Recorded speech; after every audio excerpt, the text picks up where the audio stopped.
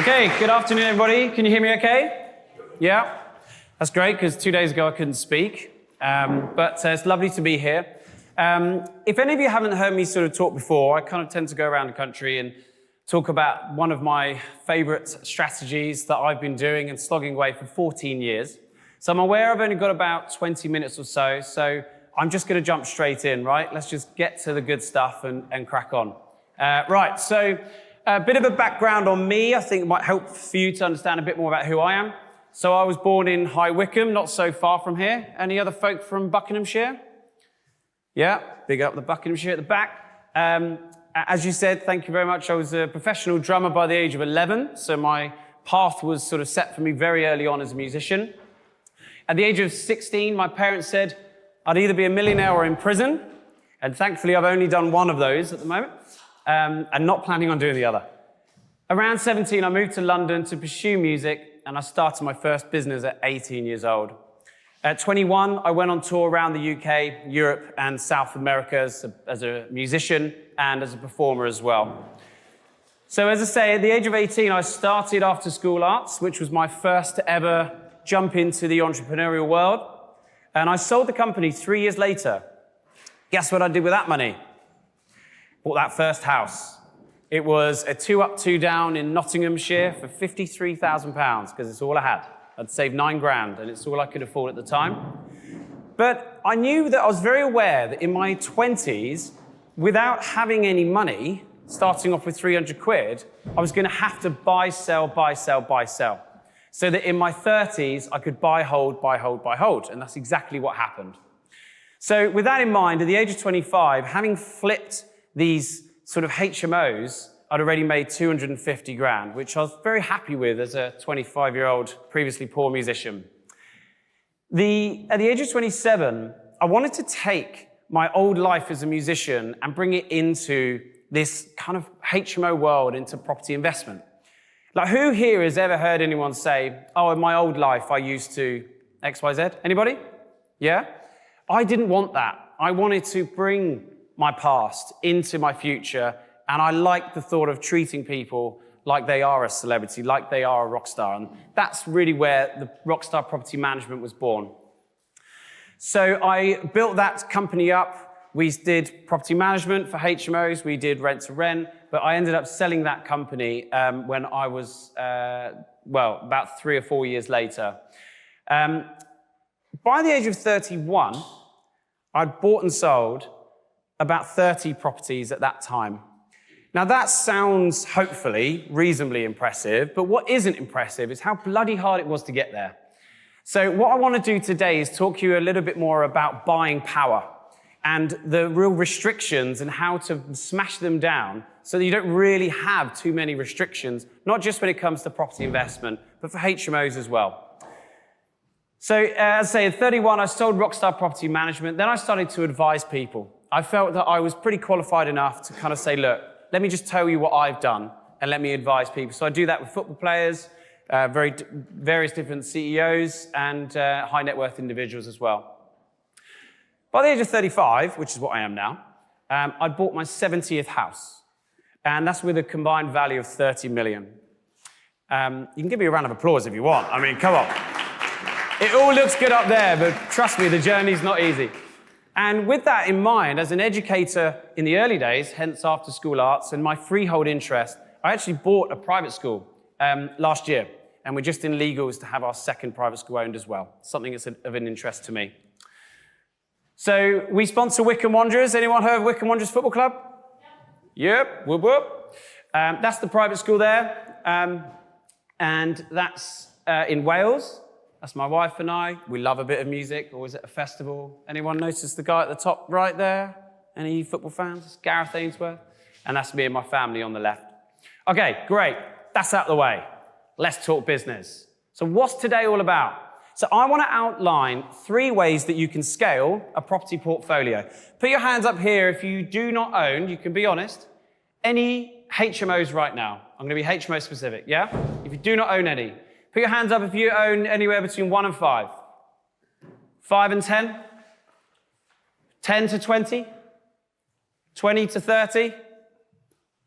Nice. 30 to 40? and 50 and above. Yeah, good stuff. Great.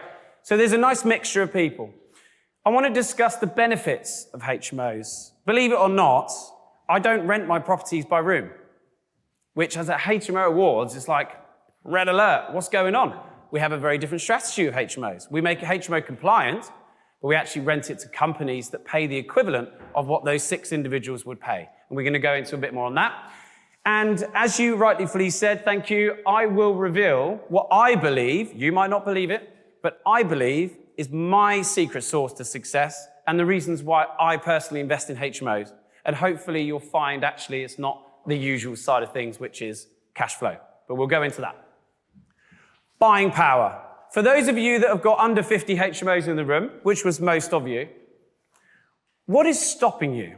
Like, what exactly is the real reason why I can't just go out now and buy £10 million worth of properties, convert them into C4 use, get them all rented? What is stopping you physically? Any answers, please? Yeah. Capital for deposits. Money's the restriction, right? But there's a couple of ways that you can get money, thank you very much, sir, to get that capital. And one is to save. Who here has saved money to be able to buy in property? Hands up? Yeah. And you tend to own 100% of that, would you say, if you're buying it yourself? Great. What's the second one? What else can you do to be able to come up with that money, like you said rightfully there, sir, to be able to knock down that restriction of not having the capital? What was that? Borrow. Who said that? Put your hand up. Yeah, I owe you a drink. Hello. Borrow. Well done. Borrow money. Who here has borrowed money, given a fixed return? Oh, that old chestnut. We've all been there. And you tend to own 100%, right? Because you give a fixed return. Because the return that you give is not quite as great as the upside that you get by owning 100%, right? We've all been there. What's the third? Lease option. Try again. Investors. Who said that? Yeah, investors, but what kind of structure? Joint venture. Thank you very much, JV. And what I tend to do is I'd say, you put in all the work. We'll put in all the work. You put in the money, the equity, and we'll go 50-50. Not reinventing the wheel, very straightforward process. So let me just quickly tell you about my first 10 years. Every property that I've bought, bar one, has been a HMO. It's probably why I'm speaking here today. So the first 30 HMOs that I bought took me 10 years to buy. The first 30. And by the way, we're talking about home counties, Buckinghamshire, Berkshire, Essex, Kent, Hampshire, right? We're not talking about the cheap stuff right up in the north of the country. These are quite expensive, 250, 300 sort of purchase prices. So there you go. First 30 took me 10 years. Now, the last 40 took me 2 years. What on earth did I do different that has given me more than double result in 20% of the time? 30 HMOs in 10 years, 40 HMOs in 2 years. And I'm not, by the way, just for clarity, I'm talking about hardcore buying, right? That old school, you put a deposit down, the freehold's in my name, you put a bridging loan in place. I'm not talking about these lease options, rent to rent, it's mine, right? I'm the freeholder. What did I do different? What did I do different? 1, 2, or 3? So let me first ask the room. The first 20 or 30 HMOs over 10 years, what did I do? 1, 2, or 3? Fingers up. 1, 2, or 3? 1, 2, 2, 2, 2. If you're saying peace or you're telling me where to go, thanks, sir. Do you want me to tell you? I just did hardcore 1. Just 1. All the money that I made in my 20s, I didn't see any of it because I always back-to-back a sale with a purchase. I just didn't have that time. And to be honest with you, when I started, I wasn't well connected. I don't know high net worth people. We're from quite a poor family. So I don't have those circles. But I did number 1. God, was it hard. Really hard. You're trying to create something from nothing. That's basically been my career to date. And when you start with nothing, it turns you into a certain type of person. It's like, I'm going to make this happen. I don't really care how I'm going to do it. Questioning it is not a question. It's happening, and I'm going to do it by adding value, and I'm going to sell to people at the commercial value, right, once it's at full occupancy, and I'm going to aggressively reinvest. That's exactly what I did in my 20s. And that's how I got to that level. How on earth did I get to that? And it's not through just making more money through sales, because we all know how slow the system is in the UK. How did I do 40 in 2 years as opposed to 30 in 10? JV. JV has completely changed, just being open with you, my life, my net worth, my income. You know, this isn't BS. I'm not here selling you something. I'm just being honest with you. And this is where a tiny, tiny change in my business model has exponentially changed my life. Who here has ever or is currently deal sourcing? Be honest, hands up, yep. Now, for you lovely people, it's about 4, what are you doing? You're getting a deal, you're getting an investor, and you're putting the two together, correct? That's exactly what I do. But respectfully, the difference between your model and mine is I've got a JV contract in the middle.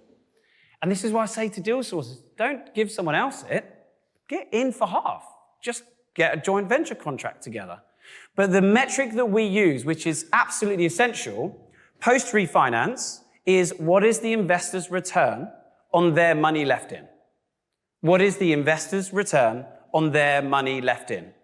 That is the metric that Rockstar use for all of our properties. And it's something you should never, ever take your eye off. So, 50% is more valuable than 100%. Any mathematicians in the room that want to come up and slap me around the face for saying that? 50% is more valuable than 100%. What on earth do I mean by that?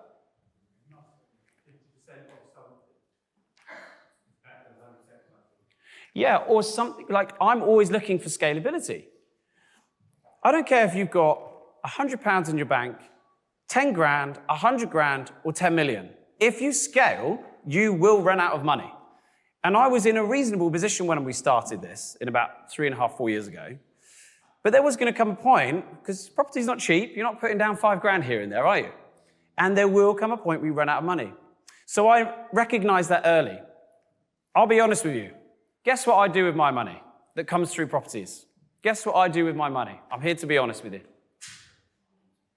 Absolutely nothing. And I leave it in the bank, and that's why all my staff have always been paid. That's why the rent on our office always gets paid, and I grow from within, whilst the properties are bringing in this cash flow and something else which I want to come on to. Okay. So benefits then. How are we doing for time? Just checking. We good? Okay. So why do you think I invest in HMOs? Because it's been a long 14 years, let me tell you. Why? Who said that, sorry? Say it again. If I had a microphone, I would. Profits. Yeah, what kind of profit? What's the financial benefit? Why do I wake up every day? And it's 7 days a week. What is it? Well, what's the income that you get from HMOs? Come on, first, cash flow. Okay, cool. Second one? Yeah, and what can you do with that uplift? Refinance. Thank you very much. Refinance proceeds, the difference between your bridging loan and costs and your term loan, right? Who's had that nice, beautiful statement that comes through? And you get a lump sum in your account. Anyone? Know what I'm talking about? Yeah, my day is Monday. Come on. I want to get that weekend out of the way because, we've got that day. And sell profits, right? Who sells HMOs? Yeah, hardly anyone because it's bloody difficult. The surveyor that Shawbrook will come, that Shawbrook will give you, the value will be far higher than what a buyer will pay. So shock horror. Here's the bad news about HMOs, and I'm sorry to bring this up. You're going to have to sweat out the equity, sweat out the asset and the income, build the equity, make it empty, and sell it to 95% of the market, which is residential buyers. That's your exit on HMOs. Or you can then look at what we do, which is more of the institutional side. But again, that's not easy. So for those who've got a couple here and there, the longer you hold it, the better it becomes. But it's not an easy flip, right? Especially not now. Okay, what do you think my option is? Why do you think? 1, 2, or 3? Shout out for me. 2, 1, 1. Feel like we're at bingo. Anyone else? Yeah. Legs 11? No? Well, let's talk about it. So who wants to know how I make lump sums from HMOs without selling. Now, I've just told you that selling is an absolute pig in the HMO space. I'm sorry to break it to you. It just is, right? And I'm sorry if there's any brokers in here that sell HMOs. There are some fantastically successful transactions that go on, but it doesn't happen a lot, okay? Just being honest with you. So this is what I would implore you to do if you want to do it, and if you don't, not a problem. But I want you to learn something today. So refinancing, as I've told you, it's the term loan minus the bridging loan equals refinance proceeds. So let me give you a quick numbers, right? Let's say your purchase price is 300K. This is quite typical for us. 75% of 300, shout out. 225. And let's say your GDV, the Hampshire Trust Bank or Shawbrook have given you is 500K. Everyone knows what a red book valuation is, yeah? Yeah, you get the price, purchase price and the GDV within that same valuation. If you don't have it, you need it. Shawbrook are number one, Hampshire Trust Bank, Lambay, man, I can't filter out from there. 225 bridging loan on the 300 purchase. 500K GDV, what's 75% of 500? 375. What's 375? Take away that bridging loan of 225. 150. So that's 150 grand. Does everyone understand that? 75% of the purchase, 75% of the GDV. Take that off the other one, your 150 margin. That's what you get in your bank. This is what you're saying you've had, right? When Pure Law send that from Shawbrook and you're like, come on, there's your refinance statement. 150 grand. Guess what the Rockstar model is? Shout out, please do. What's that? Buy another one. Go again. But what happens with the split? £150,000 takes about 6 months. That is net in your bank account that is tax-free because it's mortgage debt.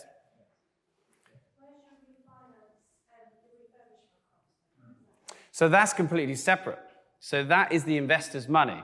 So there's three things, the three places we put investors' money: 25% deposit, the legals and stamp, and the refurbishment. But I'm just talking solely about that bridging loan of 225 and the turbo loan of 375 and the difference of 150. What do you think I do with that 150? And I don't go off to the Bahamas with it. Anyone? Well, it's a 50-50 split, right, with your investor. So we go 50-50. And Rockstar will get 75K of that. The investor will get 75K back of their investment that they put in at the beginning. And that's how I make lump sums from HMOs. 50% of this figure is yours. Now, this is my real success in HMOs. This is what I've been doing. But one thing I've never, ever taken my eye off is that very first thing I said to you at the beginning of the talk. What is the investor's return on their money left in? Quick maths. They've put in 150, right? Of those three things I said: deposit, stamp duty, legals, refurbishment. We get 150 refinance proceeds. Rockstar gets 75. Happy days. The investor gets 75 back from their 150. They've left in 75K. Let's say that they get 7.5 grand a year in their rent. Net rent after tax. That's a net yield of 10%, right? Net return. And that's the metric that we use. So tell me if you haven't followed that. Hopefully we understand that, yeah? Cool. Okay, any questions on that before I kind of quickly move on? Yes? What interest does that investor get on the amount? See, this is a great question. What interest? Interest is not discussed. Interest is only discussed on loans. This is not a loan. This is a joint venture. So again, it's not looking at the fixed return you're offering an investor. It's looking at what the deal is going to be able to give them back if they were to get 50% of the deal. So just on that, if it's the investor who's got their cash in the deal, not yourself, right? They're getting cash flow. How do you split that cash flow? 50-50. Right. Yeah? You've got no skin in the deal. Well, actually, technically we do. So it's a good question, right? We get, what's your skin in the game? What's your input? It costs me thousands in staff, resources, the whole lot, because obviously we've got quite a few staff. So there is skin in the game. But what about my last 14 years experience? Someone's got to buy into that knowledge, you know? And if you're really experienced, don't do it. Go do it yourself. If you've got that HMO status, as these lenders say, where you've had 12 months of experience, go do it yourself. But there's a ton of people that haven't and that want to have a foray in property investment. They don't really know where to start because we all know where buy-to-let's heading right now and has been for some time. So we're looking at alternative assets like HMOs. Yes? How do you structure the deal? I mean, not just in terms of finances, but legally. Yep, through a joint venture contract. The company's house will show you that it will be 50-50. I'm always a director on our SPVs. The investor doesn't have to be, but it's a 50-50 joint venture. We put in the resources, they put in the capital. Happy days. What if your investor was to sell a couple of years down the line? What's your name, sir? Ed. It's a fantastic question and quite a prevalent question right now. Rockstar are currently in the process of buying out every single investor that we have. And that's just my strategy. That's just what I prefer. I do it through a mixture of a few things.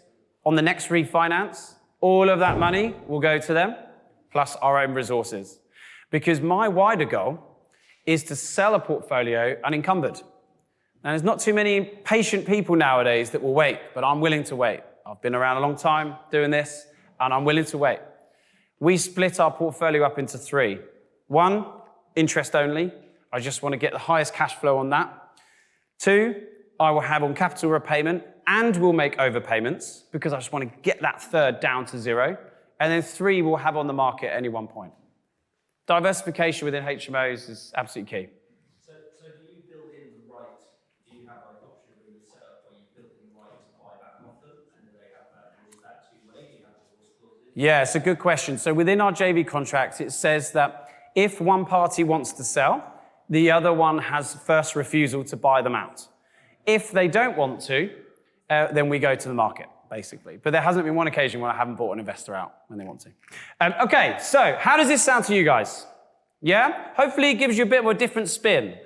People get into HMOs for cash flow. I hear it 1,000 times. It's cash flow, but actually there's more to it. Tiny, tiny adjustment to your model will make a whole difference. Going back to that 75K of Rockstar's half, we've had millions, if I'm honest with you. It's over 2 million now of that money itself. And what that does for us, it just works as like a working capital. And it is incredibly useful to run a business when you get big lump sums from about 6 to 8 months work, really, per deal. With the way the banks are right now, maybe about 4 or 5 years, but hopefully they'll turn that around. Okay, so this may or may not be interesting to you, but if it is, what I'm doing is a bit of a free call with anyone that just wants a bit of advice. I'm not a salesperson. I'm not going to sell you anything. But look, I like to communicate within these spheres. So if you've all got your phone, grab it out, open your camera, scan that QR code, and it will take you to a WhatsApp. And it will have a pre-written message. Hi, Kane, I think it says, nice to meet you at the HMO Awards. Just put your full name, your email, press send, and then we'll just give you a call. So feel free to do that if you would like to. We can have a chat, whether you want to learn more about what I do, if you want to invest, if you don't want to invest, if you want to tell me about your neighbors, not a problem. But why not? So if you'd like to do that, please do. I think we're all good for time. Thank you very much. Lovely to speak to you today. Cheers.